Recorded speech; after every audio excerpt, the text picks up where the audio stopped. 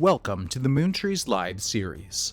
The Forest Service provided hundreds of tree seeds to NASA, who launched them into space as part of the Artemis 1 mission. The seeds are back and have been growing in our nurseries, so let's recap which tree species we sent up.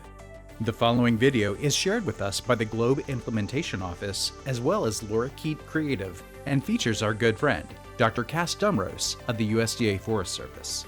I'd like to introduce you to the Artemis moon trees. And I'll just tell you a little bit about what we have here just so that you can, you know who the characters are. So these are sweet gum. Sweet gum was part of the Apollo 14 moon trees mission as well. So this is a species that was also on that mission. Sweet gum, this is from the southeastern United States.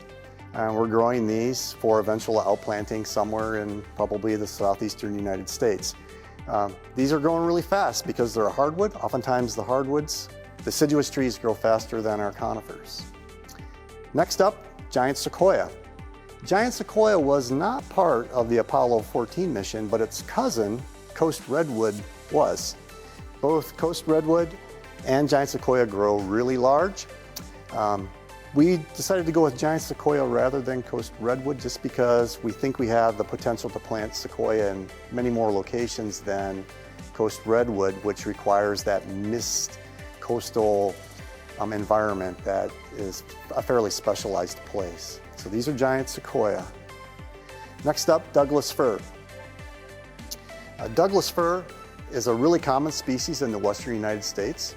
It was part of the Apollo 14 mission as well.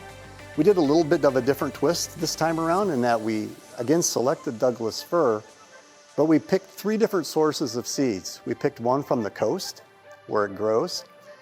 We picked one from the Intermountains, so that's basically everything east of the Cascades. And we did that because those two trees grow in very different climates, and the seedlings will respond to those different climates differently. And then we also picked another source of Douglas fir from the southern Rocky Mountains. Again, trying to be more specialized so that when these trees are adopted by organizations and get planted and then are re-examined over the coming decades, they'll be more in tune to the environment that they've been planted in and the environment that they've come from. And we also have loblolly pine. Again, this was part of Apollo 14 mission too. Loblolly pine, again, it's a southeastern species. It's a very fast growing conifer. And as you can see, these are just a couple of months old and they're very vigorous and very fast growing. And then finally we have American sycamore. Sycamore is a really fast growing hardwood species. These seedlings are all the same age, but you'll see that there's a lot of difference in their sizes so far. And it's just because species are different.